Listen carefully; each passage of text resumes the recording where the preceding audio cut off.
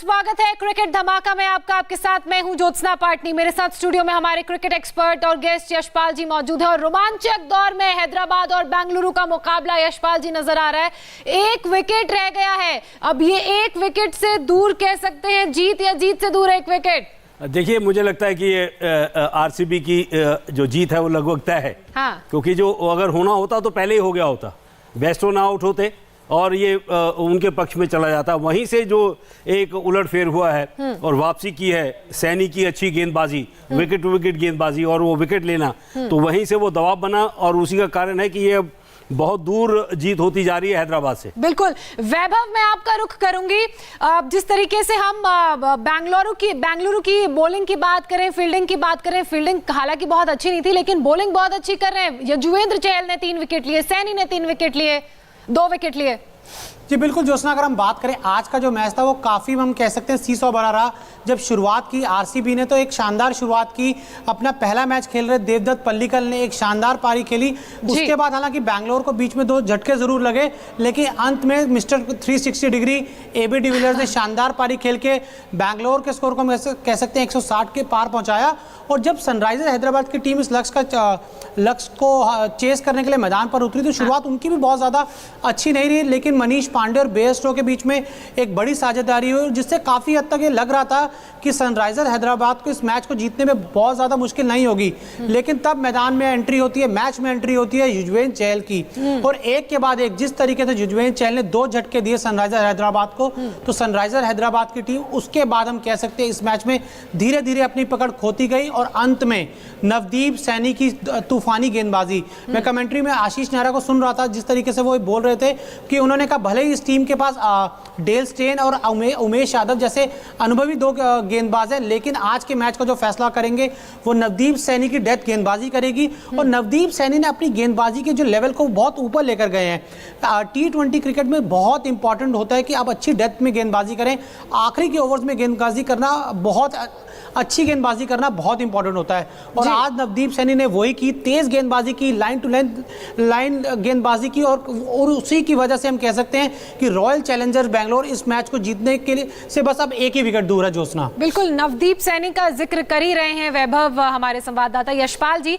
अगर मैं royal Challengers Bangalore की बैटिंग की बात करूं तो आज तो पडिक्कल जो पहली बार मैच खेल रहे थे, 20 साल के पडिक्कल केरल से आते हैं और उन्होंने करिश्मा कर दिया। उनसे इस तरह के करिश्मे की उम्मीद नहीं थी। और उसके अलावा अगर हम कैप्टन की स्ट्रैटेजी की बात करें तो वो भी देखने को मिली। बिल्कुल, देखिए पार्थिव पटेल को बाहर बिठाना और एक युवा खिलाड़ी को जिसका नाम ही नहीं है, बहुत बड़ा कि जिस और अनुभव भी नहीं है, उसको और सलामी बल्लेबाज के तौर पे उतार देना मुझे बहुत प्रभावित किया है। देखिए रन उन्होंने जरूर बनाए हैं, लेकिन मैं 5 साल चयन करता भी रह चुका हूँ बीसीसीआई का। मुझे वो जो प्रभावित किया है उनकी जो टाइमिंग, उनका फुटवर्क, जिस तरह से मुझे लगता है कि अगर मैं फिर से वहां चयन करता हूं उस स्क्वाड में तो इस खिलाड़ी का नाम उसमें लिख लूंगा और मैं निगाह रखूं कि ये आगे डोमेस्टिक क्रिकेट में और बाकी मैचों में कैसा प्रदर्शन करता है। इस खिलाड़ी ने बहुत लोगों को प्रभावित किया है। ज्योत्सना, मैं यहाँ एक चीज कहना चाहूंगा कि देवदत्त पल्लिकल एक ऐसे प्लेयर हैं जो पिछले सीजन में भी रॉयल चैलेंजर्स बैंगलोर टीम का हिस्सा थे, लेकिन उन्हें एक भी मैच नहीं खिलाया गया था।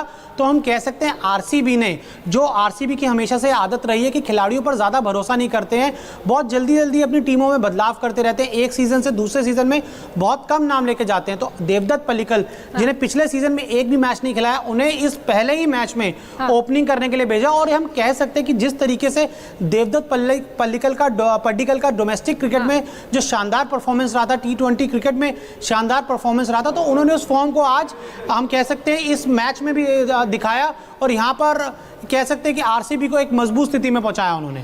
चलिए, आरसीबी का आपने जिक्र किया, पडिक्कल की आपने बात की, बदलाव की आपने बात की, तो 2020 में जो आरसीबी का पहला मैच था उसमें भी बदलाव देखने को मिला। पिछले सीजन लगातार 6 मैच हारे, इस सीजन पहला ही मैच आरसीबी ने जीत दर्ज की। यशपाल जी, और देखिए वो जो एक्स फैक्टर में 3 खिलाड़ी दिखाए थे आरसीबी के, चहल ने विकेट निकाल दिए 3 जो सबसे ज्यादा हैं उनकी तरफ से, और फिर डिविलियर्स वो कमाल इसीलिए वो अलग मिट्टी का बना हुआ है, वो इतना नेचुरल है, वो कमाल है। वो खिलाड़ी किसी भी गेंदबाज को की तोड़फोड़ कर सकता है जिस तरह से वो बल्लेबाजी करता है। अभी वैभव, वैसे बधाई तो आपको भी, क्योंकि जब हम मैच शुरू होने से पहले बात कर रहे थे तो आप सीधे सीधे बैंगलोर की जीत का इशारा कर रहे थे। जी बिल्कुल, मुझे आज बिल्कुल जिस तरीके से बैंगलोर की हमने यहाँ बात की थी तो मुझे था कि विराट कोहली जब इतने लंबे टाइम के बाद मैदान पर उतरेंगे तो उनसे एक बड़ी पारी देखने को मिलेगी जिससे बैंगलोर की जीत बहुत आसान होगी। लेकिन ठीक है, विराट कोहली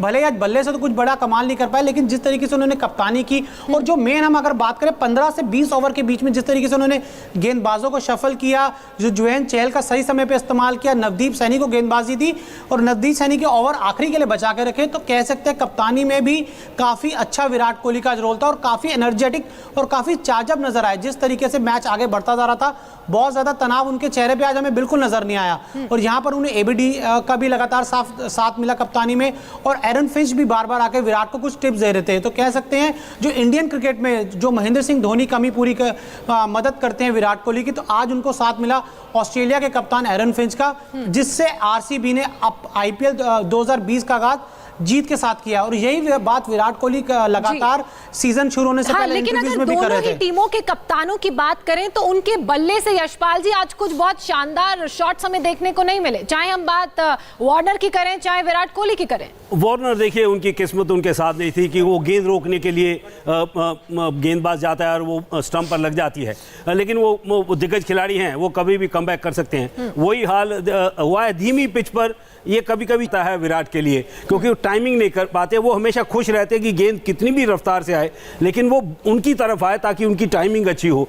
तो जब भी कभी वो उनको गेंद चकमा देती है वो तभी देती है कि जब वो पिच पर पड़ के धीमी हो जाती है और उनकी टाइमिंग खराब हो जाती है। तो इस पर थोड़ा सा मुझे लगता है कि वो यकीनन जल्दी सुधार कर लेंगे। यही उनको जब भी अगर आप उनका पूरा करियर देखेंगे अभी तक का, वो विराट कोहली जब भी आउट होते हैं वो ऐसी धीमी गेंद से आउट होते हैं कि जो टाइमिंग नहीं कर पाते। लेकिन on a lighter note Vaibhav, home ground में नहीं खेल रही थी बेंगलुरु, तो इसलिए भी आपको ऐसा तो नहीं लग रहा था कि आज बेंगलुरु जीत जाएगी, क्योंकि ये कहा जाता है बेंगलुरु के लिए। नहीं, ऐसा नहीं है कि ज्योत्सना की जब भी बैंगलोर की टीम अपने होम ग्राउंड में खेलती है वो हार जाती है। होम ग्राउंड ही आरसीबी की हमेशा सबसे बड़ी मजबूती रहा है, क्योंकि जो एम चिन्नास्वामी की विकेट है वो बैट्समैन को बहुत ज़्यादा मदद करती है और बैंगलोर की हमेशा से ताकत उनके बल्लेबाज ही रही है। लेकिन यहाँ पे हम बात ज़रूर करना चाहेंगे कि बल्लेबाजों ने एक अच्छा लक्ष्य सनराइजर्स के सामने रखा था, लेकिन यहाँ पर जो गेंदबाज है युजवेंद्र चहल है, नवदीप सैनी है, आज पूरी तरीके से हमें उनको क्रेडिट देना होगा। फील्डिंग भले ही आरसीबी और सनराइजर्स की तरफ से बहुत अच्छी नहीं रही, लेकिन जो गेंदबाज थे दोनों टीमों के उन्होंने बहुत अच्छा परफॉर्मेंस किया। और स्पेशली युजवेंद्र चहल कि जिस तरीके से एकदम बीच में वो अटैक में आए, एक के बाद एक उन्होंने 3 विकेट लिए, तो उसके बाद जो सनराइजर्स का मोमेंटम बहुत अच्छा बन गया था। और ऐसा एक समय लग रहा था 10 से 15 ओवर के बीच में कि सनराइजर्स हैदराबाद इस मैच को बहुत ही आसानी से 18वें ओवर में जीत लेगी। लेकिन पहले युजवेंद्र चहल की फिरकी और फिर नवदीप सैनी की, कह सकते हैं जब नवदीप सैनी ने आखिरी में एक गेंद पकड़ी तो उसके बाद सनराइजर हैदराबाद वापसी नहीं कर पाया इस मैच में। चहल, दुबे और सैनी की तिकड़ी ने आज कमाल कर दिया। जी बिल्कुल वैभव जी बिल्कुल, शिवम दुबे की भी यहाँ जरूर तारीफ करनी चाहिए कि जिस तरीके से आके उन्होंने भी पहले प्रियम गर्ग का विकेट लिया, क्योंकि अगर वहाँ पर प्रियम गर्ग थोड़ी देर के लिए सेट हो जाते, अच्छे बल्लेबाज हैं, अंडर 19 वर्ल्ड कप में इंडियन टीम की कप्तानी कर चुके हैं और उन्हें भी अच्छा एक्सपीरियंस है। भले ही उनका IPL का पहला मैच था, लेकिन वो भी काफ़ी रिलैक्स लग रहे थे। डेल स्टेन को उन्होंने एक बहुत शानदार शॉट भी मारा जिसमें उन्होंने चौका बटोरा। तो शिवम दुबे की गेंदबाजी की भी जरूर हमें तारीफ करनी होगी कि ओवरऑल आरसीबी की इस जीत के जो बड़े हीरो हैं वो 3 गेंदबाज ही हैं, युजवेंद्र चहल, नवदीप सैनी। उन्हीं गेम चेंजर की हम बात कर लेते हैं। आज के मैच के ड्रीम 11 गेम चेंजर्स खिलाड़ी कौन कौन है वो अब हम आपको बताते हैं। सनराइजर्स हैदराबाद के गेम चेंजर थे जॉनी बेयरस्टो, जिन्हें इस मैच में मिले हैं 101 फैंटेसी मैच पॉइंट्स। इसके अलावा युजवेंद्र चहल होना भी बनता था क्योंकि 3 विकेट इन्होंने लिए हैं और बहुत ही इंपॉर्टेंट विकेट्स थे इस मैच में, उन्हें 83 फैंटेसी पॉइंट्स मिले हैं। चहल ने इस मैच में, जैसा कि हमने आपको बताया, 3 अहम विकेट लिए हैं। और तीसरे खिलाड़ी की अगर हम बात करें तो, क्योंकि आज सबका प्रदर्शन खासकर बैंगलोर की बात करें तो अच्छा था, जैसा कि बताया हमने, जॉनी बेयरस्टो 101 पॉइंट इन्हें मिले हैं। इसके अलावा ये युजवेंद्र चहल का हमने जिक्र किया, तीसरे 83 पॉइंट्स इन्हें मिले हैं। इसके अलावा देवदत्त पडिक्कल हालांकि हिस्सा ये रॉयल चैलेंजर्स बैंगलोर का पिछले साल थे, लेकिन ये आज का मैच उनका पहला मैच था और पहले ही मैच में कमाल उन्होंने किया। 43 गेंदों में 56 रन इन्होंने बनाए और 76 फैंटेसी पॉइंट्स इनके। यशपाल जी, ये इसी की तारीफ सब जगह हो रही है। कमेंटेटर्स भी इनके बारे में बहुत अच्छा कह रहे थे कि कुछ जिस तरह की उन्होंने बल्लेबाजी की है। तो मुझे लगता है यही जो हम बात भी कर रहे थे कि 7 देसी खिलाड़ी टीम में खेलते हैं, उसमें से देखिए आप फॉरेन प्लेयर्स के ऊपर रखें, निर्भर रहें। जो हैदराबाद सनराइजर्स जो है वो इसी पे रहती है कि वार्नर करेंगे तो अच्छा होगा, बेस्टो ने अच्छा किया लेकिन बाकी कुछ नहीं कर पाए, पांडे ने थोड़ा सा अच्छा खेला लेकिन वो अच्छा नहीं कर पाए। तो लेकिन उधर से देखें तो बाकी जो देसी खिलाड़ी उन्होंने योगदान दिया, गेंदबाजी में हो चाहे बल्लेबाजी में हो। भले डिविलियर्स ने बहुत बड़ी पारी खेली है और कमाल की पारी खेली है, लेकिन बाकियों ने भी उसके साथ योगदान दिया है। तो ये फायदा होता है कि जब टीम वर्क होता है, दोनों तरफ से एक अच्छा योगदान होता है, तो फिर आपकी जीत की संभावना बढ़ जाती है। जैसे वैभव, अगर बात आरसीबी की जाए तो कहते हैं कि कई बार इस टीम में ना इतने बड़े प्लेयर्स हैं कि टीम वर्क देखने को नहीं मिलता, लेकिन आज ऐसा बिल्कुल भी नहीं था। हर अगर हम फॉर्म की बात करें, चाहे बैट्समैन की बात करें, बॉलर्स की बात करें, तो अच्छा प्रदर्शन देखने को मिला है। ज्योत्सना, जो आरसीबी की टीम है ना, पिछले काफी सालों से ज्यादा बड़े नाम नहीं है इस टीम के पास। इस टीम के पास पिछले कुछ सालों से 2 ही बहुत बड़े नाम है। एक कप्तान विराट कोहली और दूसरे एबी डिविलियर्स। और जो मैनेजमेंट का इशारा भी है वो यही है कि ये जो 2 खिलाड़ी हैं, हमें इन्हीं के आसपास टीम बनानी है। और जो अब धीरे धीरे हम कह सकते हैं कि मैनेजमेंट को भी समझ आ रहा है कि विराट कोहली और एबी डिविलियर्स के अलावा भी आपको दूसरे खिलाड़ियों पर भरोसा करना होगा, और दूसरे खिलाड़ियों को सिर्फ एक सीजन के परफॉर्मेंस पे नहीं, आपको लगातार मौके देने होंगे। शायद तभी वो रीजन था कि नवदीप सैनी को भी रिटेन किया गया, युजवेंद्र चहल लगातार इस टीम का हिस्सा है, देवदत्त पल्लिकल को आज मौका दिया गया, डेल स्टेन भी दोबारा पिछले सीजन में भी आरसीबी का हिस्सा थे, इस बार भी उन्हें मौका मिला। तो अब समझ आ रहा है कि सिर्फ एबी डिविलियर्स और विराट कोहली, ये 2 खिलाड़ियों का गेम नहीं है कि आप विंबलडन टेनिस खेल रहे हो जिसमें 2 खिलाड़ी आपको मैच जिता देंगे। आपको 11 खिलाड़ी बनाने पड़ेंगे, आपको 11 खिलाड़ी 15 खिलाड़ियों का ग्रुप बनाना पड़ेगा, तभी इस तरह की जीत टीम को मिल पाएगी। बहरहाल बहुत शुक्रिया यशपाल जी आपका, वैभव आपका भी।